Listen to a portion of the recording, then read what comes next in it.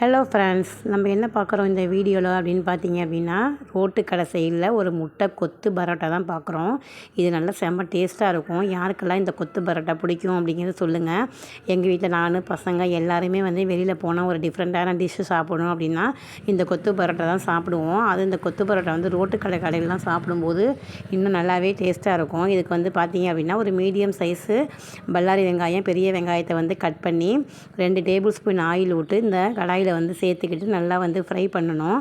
அதுக்கப்புறம் கொஞ்சம் இது கூட சால்ட்டு சேர்த்தோம் அப்படின்னா வெங்காயம் நல்லா வதங்கி வரும். இதுக்கு வந்து தேவையான மசாலா எல்லாம் அடுத்து ஒன் பை ஒன்னாக பார்க்கலாம். அதுக்கப்புறம் ஒரு பெரிய சைஸ் தக்காளியும் கட் பண்ணி இந்த ஸ்டேஜில் இது கூட சேர்த்துக்கணும். இந்த தக்காளி நல்லா வந்து மசிய வதங்கி வரணும். அதுக்கப்புறம் வந்து தக்காளி வதங்கி வந்தால் தான் இந்த டேஸ்ட்டு வந்து நமக்கு கொடுக்கும். அதனால் அதுக்கு இஞ்சி பூண்டு பேஸ்ட்டு ஒரு ஸ்பூனு, கருவேப்பிலை கொஞ்சோண்டு சேர்த்துக்கணும். இந்த கொத்து பரோட்டா வந்து பார்த்திங்க அப்படின்னா கொஞ்சம் ஆயில் அதிகமாக இருந்தால் தான் நல்லாயிருக்கும். கருவேப்பிலை, இஞ்சி பூண்டு பேஸ்ட்லாம் சேர்த்துட்டு நல்லா தக்காளியும் வெங்காயமும் மசிய வர மாதிரி நல்லா பிரட்டி விட்டு நல்லா வதக்கிட்டு இந்த ஸ்டேஜில் வந்து இது கூட வந்து எக்கை உடச்சி சேர்த்துக்க வேண்டியதான். இன்றைக்கி என்கிட்ட பரோட்டா கம்மியாக தான் இருந்தது, அதனால் எக்குமே நான் கம்மியாக தான் சேர்த்துக்கிட்டேன். உங்கள் பரோட்டாக்கு தகுந்த மாதிரி எக்கை வந்து நீங்கள் இன்க்ரீஸ் பண்ணிக்கலாம்.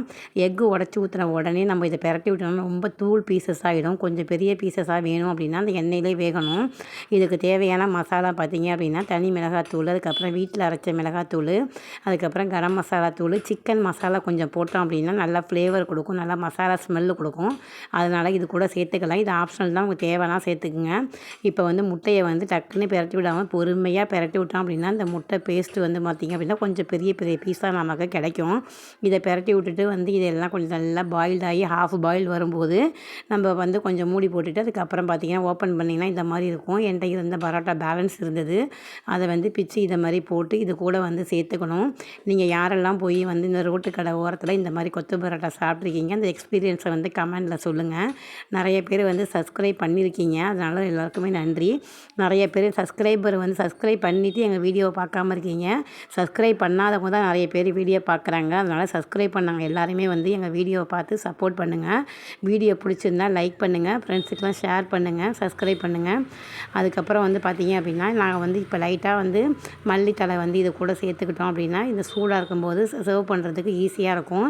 இது கூட தயிர் பச்சடி வச்சு சாப்பிட்டோம் அப்படின்னா நல்ல காம்பினேஷன் இருக்கும். சும்மாவும் வேணாலும் சாப்பிட்லாம்.